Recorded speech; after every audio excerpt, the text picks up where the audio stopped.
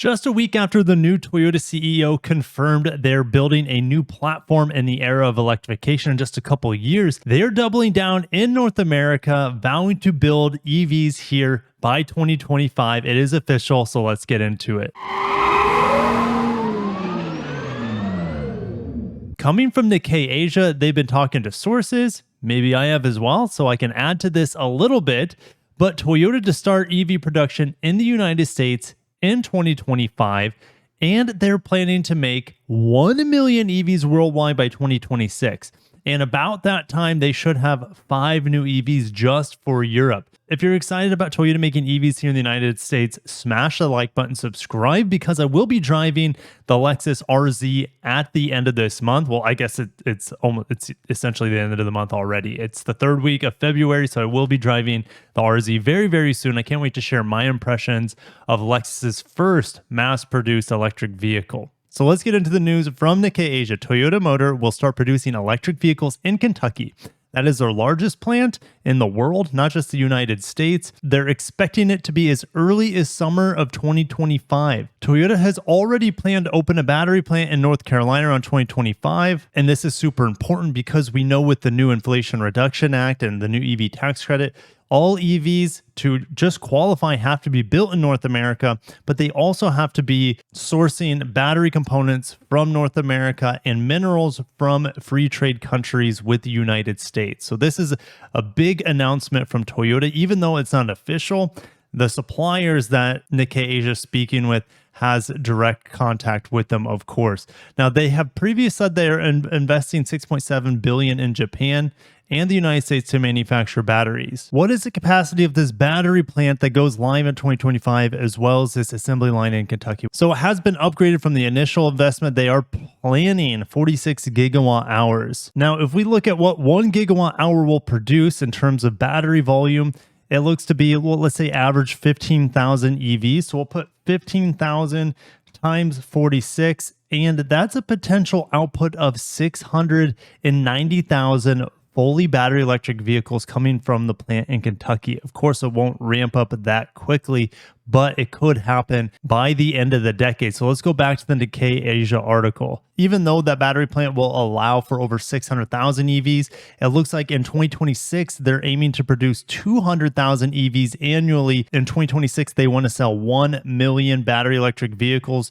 1/5 of that will be coming from this North American plant in Kentucky. So here's some of the tastier bits. Toyota is planning to make sport utility vehicles. They didn't say crossovers here, which more than likely it is, but we're going to break down here in a little bit which vehicles actually could be pumped out from this factory. Now, they will initially make 1,000 units per month before expanding to 10,000 units per month by the end of 2025. Of course, volume will ramp up as they get more accustomed to building these EVs at the Kentucky plant. But by 2026, they said they're producing 200,000 EVs per year, which is a minimum of 16,000. So initially, it'll just be 1,000 per month, probably, let's say, midsummer of 2025, and they'll keep ramping up until they hit over 16,000 per month sometime in 2026. And these production plans were recently unveiled to Toyota suppliers as part of a broader production blueprint for 2023 to 2025. So the suppliers are first to know outside of people from Toyota, of course, and there you go. It's official. This is happening. We'll just have to wait for official announcements from Toyota,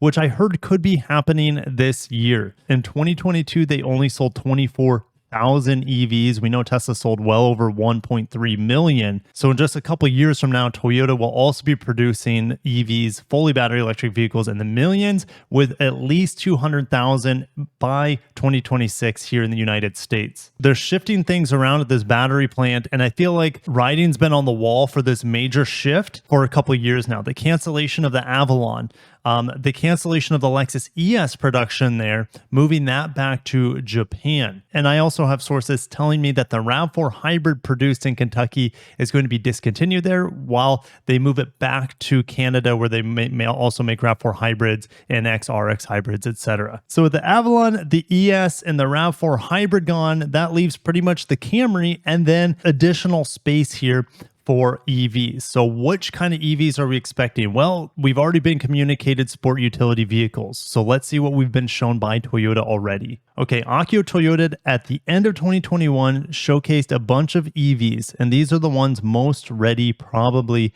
for mass production. At least the designs are. So what we have on the far left is the BZ4X. This is what I'm calling the BZ3X. They call it the BZ Compact SUV, which I did a walk around prior to the LA Auto Show. So I think this one has a really good shot of making it to the production here in the United States. We're not going to get this little IGO sized vehicle. That's more of a European EV that could be happening by 2026 for the European market. The BZ3 is a sedan, so that's not coming, at least initially. It is already available in China, and it shares a lot with BYD. Now, you also have this guy, which I think is going to be being produced there as well, this 3-row battery electric crossover. If we see what Kia is doing, they're building the EV9 here stateside, so I think this is going to be kind of like a competitor to that vehicle for Toyota.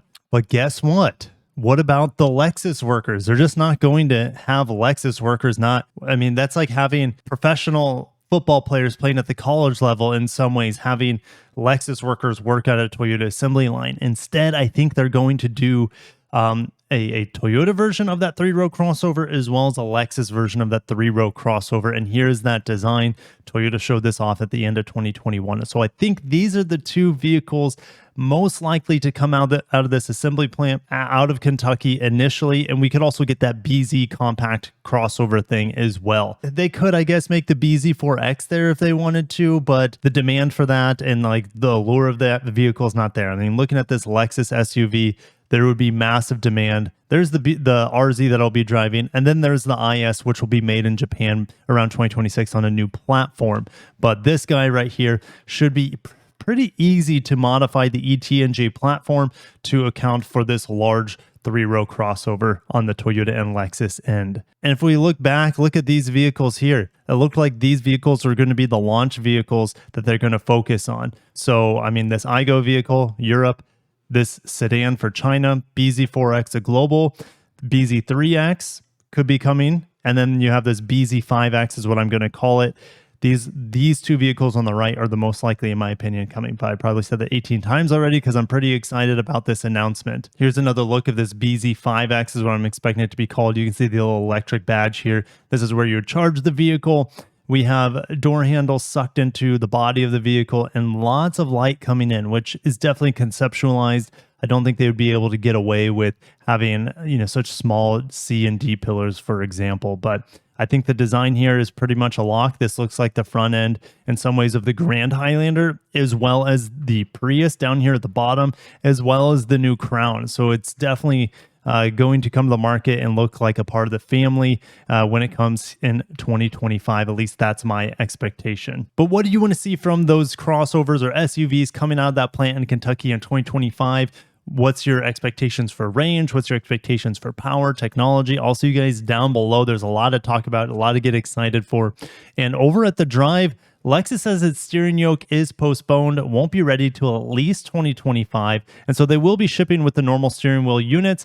I don't think anyone's even asking for this steering yoke situation. Toyota and Lexus saw it as a challenge. They've been working on it for like over 5 years already, and they're saying it's going to take another couple years to get it perfectly nailed down. I think I will be able to test this out at the RZ Drive event in a week. So definitely wait because I might actually really like it. But it's so foreign to me. Trying out an exotic cuisine for sure. There'll be things I like about it, and there's other things that I'm going to hold reservations for. But definitely wait for my driving impressions of the new RZ. I can't wait to share Lexus's first battery electric crossover here in North America. If you made this far in the video, thank you so much for watching. Hit the like button if you haven't, and make sure you subscribe so you don't miss not only my RZ driving impressions, but the Corolla Cross hybrid driving impressions, as well as the new Prius Prime driving impressions in less than a month from now. But I'll catch you guys in the next one. Have a great day. Take care of yourselves and peace.